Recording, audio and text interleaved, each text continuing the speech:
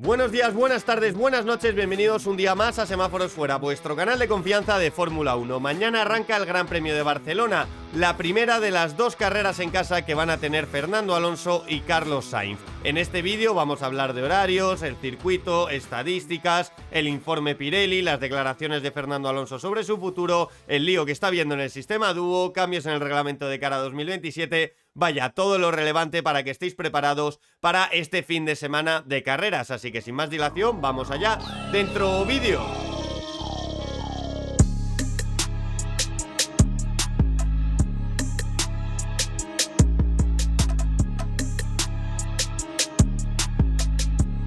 Bueno chicos, pues como no puede ser de otra manera, arrancamos con los horarios. Mañana comienza la acción con los entrenamientos libres 1 a la 1:30, los libres 2 a las 5. El sábado tenemos la última sesión de entrenamientos a las 12:30 y la clasificación a las 4 de la tarde. Y el domingo el plato fuerte a las 3 de la tarde, la carrera. Recordad que aquí en Semáforos Fuera estaremos en directo tanto en YouTube como en TikTok para retransmitirlas con lo que intento que sea la mejor narración posible. En cuanto al circuito, pues un histórico, el circuito de Montmeló. Hay que recordar que los monoplazas de Fórmula 1 2026 ya han rodado en el trazado español. Lo hicieron en los test Shakedown, que fue la primera cobertura en directo íntegra que realizó Semáforos Fuera. Por lo tanto, es un bonito recuerdo con ese AMR 26 que llegó el penúltimo día, que rodó muy poco. Bueno, recuerdos del pasado que a veces es bonito rememorar. En el circuito de Montmeló vamos a tener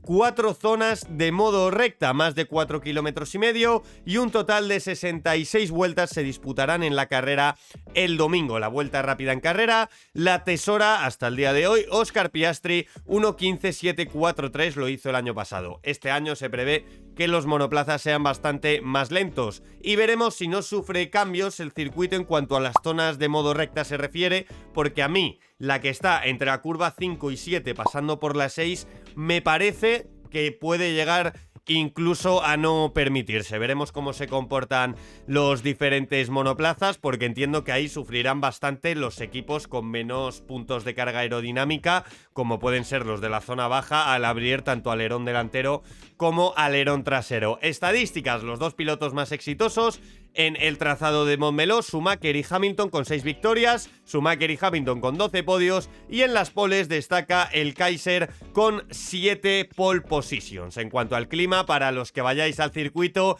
llevaros gorra, llevaros crema solar, porque se prevé que sea muy pero que muy soleado y caluroso. Estas son las temperaturas en las horas de sesión, pero el domingo va a llegar a haber incluso 34 grados de máxima. Así que, como os digo, gorra, crema solar, y si queréis consejos que nadie os cuenta, recordad que tenéis en YouTube Shorts un vídeo que subí el otro día con consejos que he aprendido en base a mi experiencia. Continuamos con el informe que nos ofrece Pirelli para el Gran Premio de Barcelona. Compuestos: C2 el duro, C3 el medio, C4 el neumático blando. Es una gama más blanda en comparación al año pasado, porque ya sabemos que este año tenemos algo más de desgaste y Pirelli quiere mantener las dos paradas en el Gran Premio de Barcelona. Por eso pasamos del C1, C2, C3 al C2, C3, C4, porque están desgastando un poquito menos los coches, ya sabemos que van notablemente más lentos y quieren que haya dos paradas. En cuanto a las estadísticas del trazado, en tracción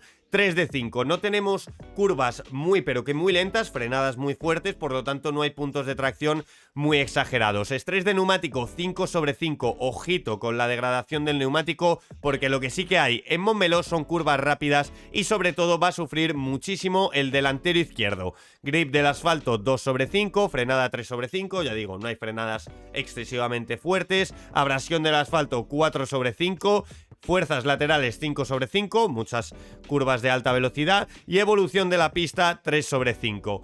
En conclusión, tenemos un circuito que es bastante exigente para los neumáticos, no tan solo para los neumáticos, sino también para el rendimiento del monoplaza. Combina un poco todo, a pesar de no tener pues rectas muy largas o frenadas muy fuertes, tiene muchos tipos de curvas, también tiene subidas, tiene bajadas. es exigente tanto a nivel de neumáticos como mecánicamente y aerodinámicamente para los monoplazas de Fórmula 1. Y ahora seguimos con la actualidad deportiva. Quiero comenzar, como no puede ser de otra manera, con Fernando Alonso. Las declaraciones que ha hecho el 2 veces campeón del mundo en la previa del Gran Premio de Barcelona, que ya sabemos que desde el año pasado es embajador. Fernando Alonso ha dicho: probablemente esta sea mi última carrera aquí. No tengo nada en mente, tomaré la decisión de seguir o no, pero no hay carrera en Barcelona el año que viene. Así que si no sé lo que haré haré el próximo año, es imposible tener certezas de lo que haré dentro de 2 años. Considero cada carrera de este año como potencialmente la última. Pudo ser mi último GP de Australia, mi último GP de China, mi última vez en Mónaco. Y aquí en Barcelona hay más probabilidades de eso porque no hay carrera el año que viene. Aquí 2 puntos. Hay que recordar que Fernando Alonso no tiene contrato para el año que viene y también hay que recordar que el Gran Premio de Barcelona entra en este sistema rotatorio que ha implementado la Fórmula 1. Se va a rotar con el circuito de Spa-Francorchamps. La verdad que a mí me da bastante pena personalmente por Spa, que es mi circuito favorito, y también por Barcelona, porque al final es un circuito que está en mi país, que he ido en 2 ocasiones y que sé que muchísimos de vosotros vais, así que es una auténtica pena porque 2 circuitos que para mí son clave en el calendario, por A o por B, van a estar en este calendario rotativo. ¿Será el último Gran Premio de Barcelona la última carrera de Fórmula 1 que dispute Fernando Alonso en el circuito de Montmeló? Pues no lo sabemos, todo depende de su renovación. ¿Será por 1 año, por 2? Yo personalmente dudo bastante que Fernando Alonso corra en 2028 en el Gran Premio de Barcelona. Ojalá que así sea, pero ¿qué tiene que suceder para ello? Que el Aston Martin, que la MR26 dé un paso hacia adelante, y de ello también ha hablado Fernando Alonso. La temporada aún no ha acabado. Una nueva temporada podría comenzar para nosotros en la segunda mitad de la misma. ¿A qué se refiere con una nueva temporada? Pues también Fernando ha dicho que esperan, después del parón de verano, afianzarse en la zona media. ¿Qué es la zona media? Pues luchar por los últimos puntos cuando se abra una oportunidad. Yo entiendo que tener el rendimiento que tiene Williams ahora mismo, que no es el de Alpine, que es un coche que en casi todos los circuitos es quinta fuerza e incluso cuando pasan cosas puede aspirar a posiciones más que decentes, sexto, quinto, séptimo, y yo creo que Fernando Alonso espera que Aston Martin se ponga al nivel de Williams actual, que está ahí, que no termina de entrar en Q3, pero que si ejecutan las carreras bien y tienen ritmo como tiene Carlos Sainz y como tendría Fernando Alonso, por supuesto, poder aspirar a un 9º, a un 10º, a un 8º si hay una carrera un poco loca. En cuanto al rendimiento de la MR26 este fin de semana, lo siento a los que vayáis, chicos, va a ser totalmente malo, así al menos lo avisa MyCrack. Tenemos que proteger a los pilotos para que no saquen demasiadas conclusiones negativas. No hay nada que podamos hacer aquí. Conclusiones y declaraciones muy pero que muy contundentes, pero sí que es verdad que en el circuito, en uno de los circuitos más exigente en todos los términos de los monoplazas, no en uno específico, Montmeló es muy exigente en el rendimiento global del monoplaza, pues se prevé que el peor coche de la parrilla, como es el MR26, sufra bastante. Ahora quiero hacer un breve inciso hablando de lo que ha hecho oficial la Federación Internacional de Automovilismo. Cambios en las unidades de potencia para 2027 y 2028. Aquí tenéis un gráfico que he elaborado yo en base a lo que ha publicado la Federación Internacional de Automovilismo. Vaya, que he cambiado el idioma. Mi cabeza lo que tapa es motor de combustión interna. La potencia máxima va a pasar de 400 kilovatios a 420 en 2027 y 450 en 2028. ¿Cómo se va a conseguir esto? Con un aumento del flujo de combustible, en 2027 del 5% y en 2028 del 13%. Además, ¿por qué va a aumentar el reparto de potencia entre combustión y electricidad? Porque va a bajar la potencia del MGUK, que es el componente eléctrico de los monoplazas, en 2026. La potencia máxima va a bajar de 350 kilovatios a 300 kilovatios. Incluso el año que viene, en 2027 y 2028, 300 kilovatios. De igual manera que va a subir la potencia máxima de recuperación, que ahora es de 350 kilovatios, el año que viene de 375 y en 2028 de 400 kilovatios.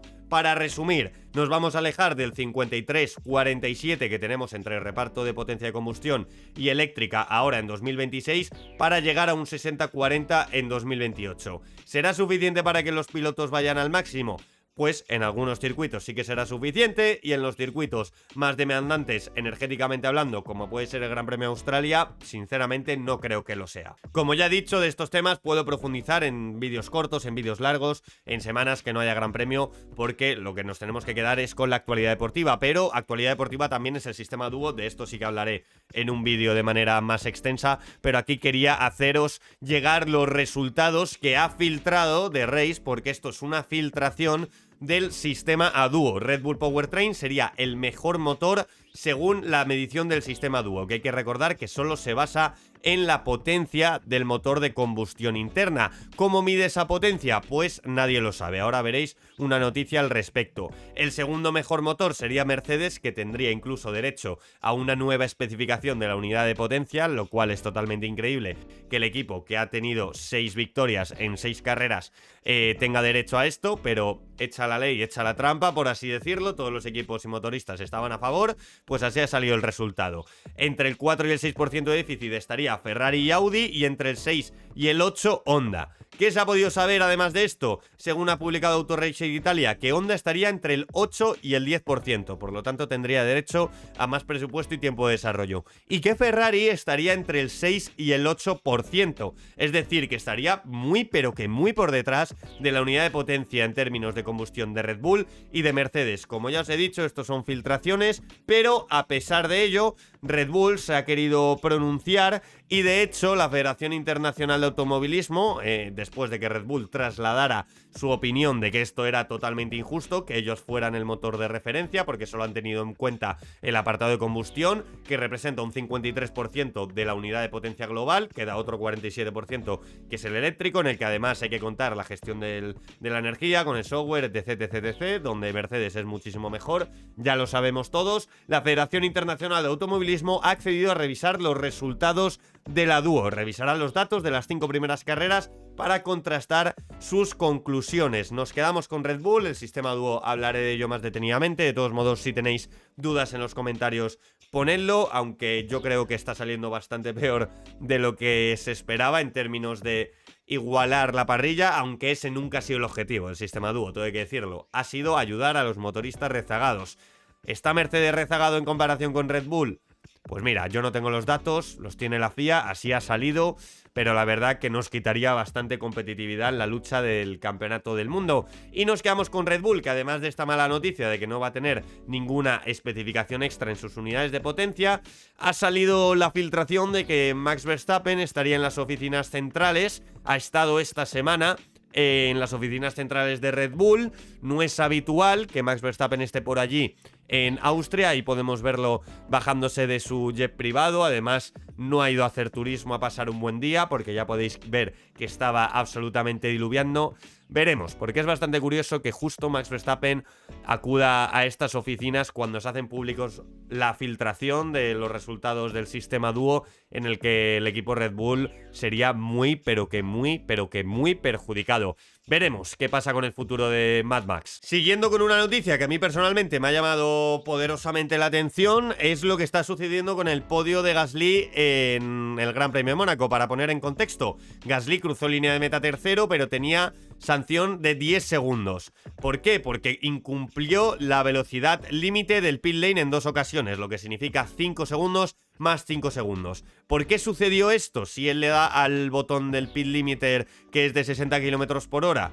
Pues porque en Mónaco, si habéis jugado a los simuladores, tú puedes hacer de manera más corta la entrada al pit lane cortando un poquito la curva. Como se ha añadido el box de Cadillac, parece, quiero decir parece, que la medición del pit lane que tenía la FIA no era del todo la correcta comparado con la que tenían los equipos. ¿Qué ha hecho Alpine? Presentar una queja a la Federación Internacional de Automovilismo demostrando que Pierre Gasly no superó en ningún momento los 60 km por hora. ¿Qué pasa? Que la FIA mide la velocidad de un punto a otro. Entonces, si tú mides lo que tarda, pues puedes sacar la velocidad a la que iba el piloto. Teóricamente, si mides bien, ¿qué distancia es la del pit lane? Que esa, claro, ahí está la casuística, ahí está la cosa rara. El caso, que la FIA ha accedido a revisar los parámetros de Alpine, o sea que ojito, que Pierre Gasly no pille el podio del Gran Premio de Mónaco y se lo virle a Isaac Hadjar. A mí me parecería bastante, pero que bastante inaudito, sobre todo porque Lewis Hamilton cumplió la sanción en boxes, Oscar Piastri también, Franco Colapinto tenía sanción, un auténtico lío. Me sorprende que la FIA acceda a ello, pero dicho esto, si tiene razón el equipo Alpine y tiene razón el Pierre Gasly, pues ahí estará la cosa. Ferrari, muchísimas evoluciones para el Gran Premio de Barcelona. Una de las citas marcadas en rojo para el equipo italiano siempre en la temporada. Muchísimas evoluciones. Llegará la nueva especificación completa del alerón delantero. Tenemos una imagen, atentos porque os la voy a explicar. Actualizaciones en el suelo y en el escape soplado y varios cambios menores adicionales en el SF26. ¿Y cómo es el nuevo alerón delantero de Ferrari? Que la verdad que es bastante, pero que bastante agresivo. Por aquí lo podéis ver. No veis, pero en el end plate han puesto ya el dim late, que es un dispositivo, vamos, una prolongación del endplate con una forma así, que bueno, que llevan casi todos los equipos. Lo sorprendente es lo que han hecho en la parte de abajo del alerón delantero del Ferrari. Podéis ver esos túneles que van a conducir el flujo de aire hacia el interior del coche, hacia debajo del coche, provocando un efecto inwash, que es redirigir el flujo de aire hacia debajo del coche. Eso es algo que depende de los equipos, están intentando adoptar de diferentes maneras, porque ya sabemos que los Fórmula 1 de 2026 no tienen unos suelos tan complejos como veíamos el año pasado en la normativa de efecto suelo. De todos modos, Ferrari pues decide mandar parte del flujo del aire al fondo de su monoplaza, también a lo mejor intuyendo que el escape soplado que montaron y que han perfeccionado, pues al conducir más flujo de aire les puede dar más carga aerodinámica, más ventaja. Desde luego que es bastante innovador, así que veremos si Ferrari da un paso hacia adelante en cuanto a prestaciones se refiere. Quería destacar a McLaren en este Gran Premio porque yo creo que va a ser un Gran Premio bastante, pero que bastante bueno el de McLaren este fin de semana en Barcelona. El desastre en Mónaco quedó totalmente confirmado, pero hay que recordar que el año pasado en Barcelona Oscar Piastri arrasó con puño de hierro en esa versión de Oscar Piastri que vimos tan pero que tan competitiva. Y hay que decir que el punto mejor que tiene este McLaren es la degradación de neumáticos, y estamos en el circuito, en uno de los circuitos más exigentes en cuanto a las gomas se refiere, así que hay que echarle un ojo a McLaren y también a las unidades de potencia de Mercedes. En este caso no para bien, veremos cómo se toman el tema de las altas temperaturas. Ya hemos visto muchísimos problemas, en algunos casos por problemas de la refrigeración de la batería, así que veremos cómo se comportan las unidades de potencia de Mercedes, entre las que está la de Williams, que Williams se espera que sea un mal circuito, es un especialista en curva lenta. Aquí no hay casi curva lenta, hay bastante curva rápida, donde el sobrepeso del coche va a lastrar muchísimo al equipo de Carlos Sainz, así que veremos. Como dato curioso, que no he puesto una imagen, pero Alex Albon se va a convertir en el piloto con más grandes premios disputados de la historia de Williams. Es una auténtica locura, va a superar a Nigel Mansell. Qué carreras tan diferentes las de el león británico con la de Alex Albon. Nigel Mansell, que le dio para ganar un campeonato con Williams en esos 95 grandes premios, y Alex Albon, pues el pobre que ha pillado 96 grandes premios de Williams en una etapa bastante, pero que bastante complicada, pero demuestra que el tailandés pues es un grandísimo piloto. Aquí tenemos livery especial de Racing Bulls con motivo del inicio de la Copa del Mundo de Fútbol. A mí personalmente no me termina de convencer. Es verdad que las llantas con forma de balón de fútbol me gustan, pero los toques verdes no me terminan de convencer. Además, recordad que en YouTube de publicaciones tenéis un post que he hecho repasando todos los campeones del mundo de Fórmula 1 en año de Mundial. Bastante, pero que bastante interesante. Y para los que vayáis a Barcelona y los que sigáis la práctica libre 1 aquí en Semáforos Fuera, veréis muchísimos nombres raros, entre ellos el de Luke Browning, que no debería ser tan raro porque ya ha hecho bastantes prácticas, entrenamientos libres con el equipo Williams en fin de semana de Gran Premio. Un pilotazo para mí, por eso le he querido destacar en la foto. Y es que en la primera sesión de entrenamientos libres muchos equipos aprovecharán para subir a sus pilotos de desarrollo a los monoplazas, entre ellos Cadillac con Colton Herta, que debuta en Fórmula 1 y que el año que viene yo creo que va a estar en el equipo Cadillac. Luke Browning se sube al FW48, en este caso lo hará por Alex Albon, en Austria lo hará por Carlos Sainz. Como apunte, Leo Fornaroli, campeón de Fórmula 3, Fórmula 2, hará su debut con McLaren, se sube este fin de semana al McLaren. Beganovic se sube al Ferrari, Iwasa al Red Bull, Frederic Besti al Mercedes, y Paul Aron, que es piloto de desarrollo de Alpine, se sube al Audi porque firmó un contrato para que pudiera hacer prácticas libres. Así que será una práctica libre 1 que a lo mejor incluso hay accidentes, porque muchos pilotos, pues bueno, hay muchos de estos que ya han hecho entrenamientos libres, pero hay otros que, como Colton Herta, por ejemplo, será la primera vez que se suban a un Fórmula 1 en una sesión oficial. Así que nada, chicos, muchísimas gracias por ver el vídeo. Perdonad, se ha quedado un poco largo, había muchísimo, pero que muchísimo de lo que hablar. Recordad que mañana arranca la acción en uno de nuestros 2 grandes premios de casa aquí en Semáforos Fuera en directo, tanto en YouTube como en TikTok. Nos vemos mañana, chicos. Semáforos Fuera.